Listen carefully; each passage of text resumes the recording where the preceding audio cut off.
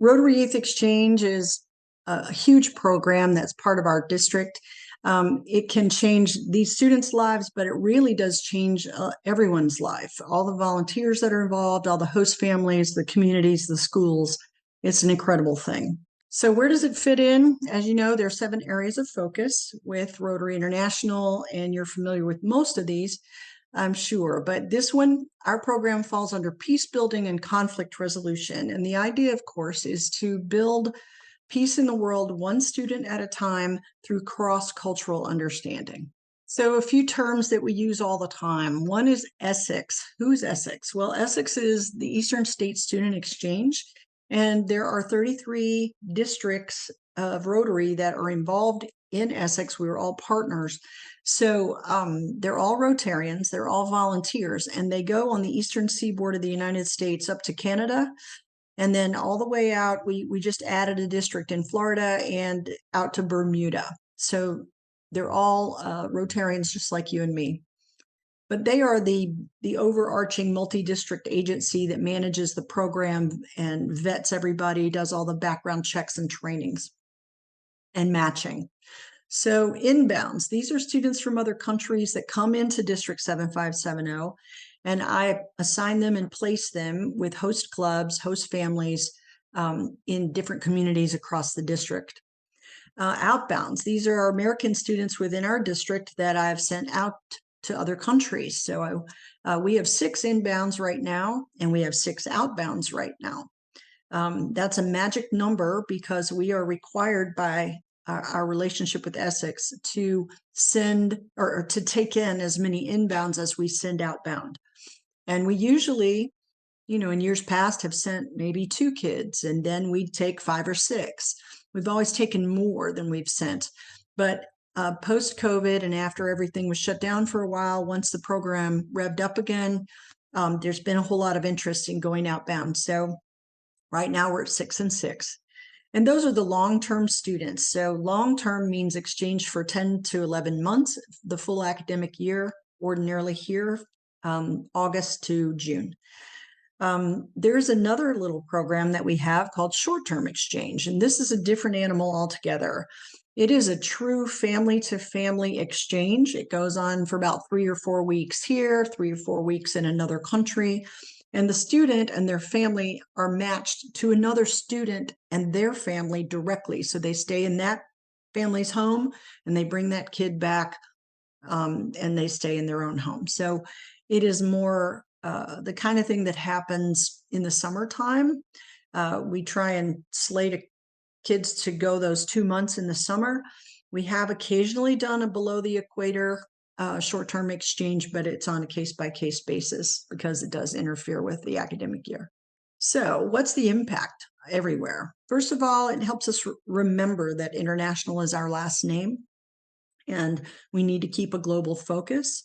We're creating long-lasting connections across the world, and those have been beneficial. I can tell you a million stories about how Rotary Youth Exchange made a connection that made it easy for somebody just to pick up the phone, call that person, or email that person, and great things happened. It helps the students become citizens of the world, ambassadors for their country. We are putting them in roles where they are going to be doing some public speaking too, and that helps a lot. It brings new interest to Rotary and Interact. Of course, the Interact clubs get all excited when they have a youth exchange student in their school, and that can revive interest there. Plus, some host families have ended up becoming Rotarians afterwards, or future host families if they've sent their own kid out. So it impacts the students and everybody involved long after the student goes back home. That's going to change them for the rest of their life. So short term, we've covered a little bit. I can say with the family-to-family exchange, all the expenses are borne by the families. So the club has no obligation in terms of support for short term, except inviting them to a Rotary meeting when they're in the country, or something like that. It's very light duty on a Rotary club. So if a kid wants to go outbound on short term, usually they contact me, they find out about it, and then I figure out what's the closest Rotary club and get you to sign the forms. But otherwise, it's managed by Essex, and there's a matching process there. So long-term is what we put on most of our focus on. There are kids going out, kids coming in. They are each one hosted by a Rotary Club and what we hope will be 2 to 3 host families. And they're matched and supervised by Essex. And they are counseled all through the year by the district committee. I've got other people on my committee, Tom Duvall, who's been involved for a long, long time. He is the outbound coordinator. I sort of serve as the inbound coordinator and the district chair, but next year, Carrie Sims is going to be inbound coordinator, so we're growing our committee.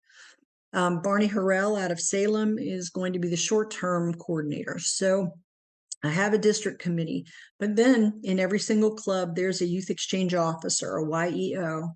And in some of them, there's an additional Rotarian who's the club counselor. So sometimes they split the duties, or if there are 2 clubs that co-host a student, I've got that going on in Waynesboro right now and also in Blacksburg. So they have a youth exchange officer out of one club and a counselor out of the other. And that helps a lot with working with host families and reading the reports and all that stuff. So who are these kids? Well, right now, these are the 6 that are inbound.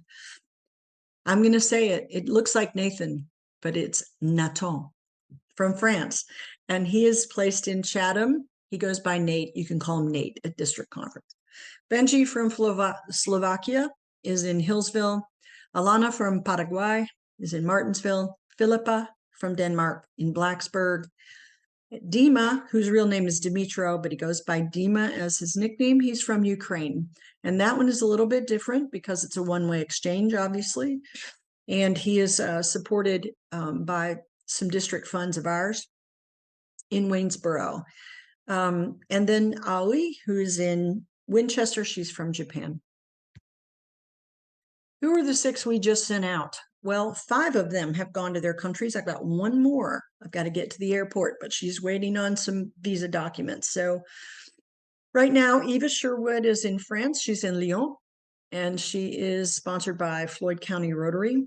Michael Wilburn, who many of you may know is the son of Amber and Tim Wilburn out of the Roanoke Rocky Mount area. He is in Finland, living his best life. This is Langley Hepner. She is sponsored by Frederick County Rotary, and she is unusual because she is a postgraduate. Most of the countries that we partner with through Essex do not accept kids who've already graduated from high school. They want kids who are 15 and a half to 18 and a half that are still in high school. But Belgium will always take a postgrad, and Langley is an outstanding candidate, so this serves sort of as a gap year for her while she figures out whether she wants to go on to college or what's next for her. Gracie Flowers is out of Winchester. I have 2 going from Winchester, and she is in Sweden. Josiah Carter has landed in Croatia, so he is from Winchester also. And Hannah is my last one. She's going below the equator, so there's less of a time constraint because when she arrives, it'll be the middle of the school year anyway. So they're all bringing theirs in, hopefully in the next week. And she's had to get some extra documents. So we're hopeful she'll get on a plane soon. So I'm always looking for clubs that are interested in hosting in 2024. And you can request a particular gender. You cannot request a particular country or anything like that. But what does a host family look like? Every single variety. I have hosted twice, and I'm a single mom. So my son and I hosted a boy from Spain, and it was tremendously successful. We had a great experience. Some of them look like the nuclear family. I've got an interracial couple who is hosting in Japan. That's going great. And her grandmother or her mother lives in the house too, and she's from Jamaica. So this Japanese girl is getting all kinds of cultural input where she is. So I've got a couple of couples who are empty nesters. They've raised their children and they have the time, they have the energy and the interest. They're turning out to be wonderful host parents. So they don't have to be Rotarians. They just have to pass a background check and be a good fit for the students. So open up your ideas about who could be a good host family. what does it mean to host from the club? Well, there is some money involved. If you host an inbound student, you need to budget $100 a month in an allowance. That's for that student to go out to the football game or go to the movies, or it's just an allowance for them during the year, once a month, plus the registration fee for RILA. They come to RILA, they do a presentation there, and we are trying to talk to those young leaders about becoming short-term or long-term exchange students themselves. You would need to commit to finding 2 to 3 host families, Rotarian or non-Rotarian. Then you would need to have one person who is designated as the youth exchange officer, and I would train them and make sure that they are background checked and they know all the rules and all that kind of stuff. They shepherd that student throughout the year. And the high school must agree to accept the student without charging a fee. I had a club this year who has hosted in the past, and this year they said, we want to host again. And then they went to the school that had always had the students, and they said, well, they have not lifted their pre-COVID restrictions on youth exchange, so it didn't work out. I'm hopeful they're massaging that with them and working with them so that will be lifted next year. But sometimes there's red tape. So a conversation with the school is imperative. So we're looking again for 15 and a half to 18. They cannot be younger than 15 and a half when they land in that country. They can be younger than 15 and a half when they're applying, but as of their arrival date, they must be 15 and a half. They need to be flexible on which country they're going to get placed in. We have partnerships with all these countries across the world. And I'm a new country contact actually for Bolivia and for Zimbabwe. So we are adding partnerships with other countries all the time, just one at a time though, and to see how it goes. So we're not going to send them somewhere that's unsafe or is with the folks we don't know or trust. They're all Rotarians across the world that we're working with. So I'm looking for adventurous, flexible, brave students who are ready to try and learn a new language and learn a new culture. I'm accepting all their outbound long-term applications right now, and the first placements will happen in January. The biggest holdup to getting a match through my program is making sure that they get their passport now. Passports have been delayed across the country post-COVID. It's been awful. So I've had kids waiting 3 months to get a passport, and they cannot get an assigned country until they have a valid passport I can upload. So that's, if you know anybody that's interested, make sure they get on it with the passport thing first. And then I'm glad to talk to them about whether our program is the right fit and where we're going to go with that. So that's Josiah landing in Croatia. And this is my contact information. You can see who our youth exchange officers are.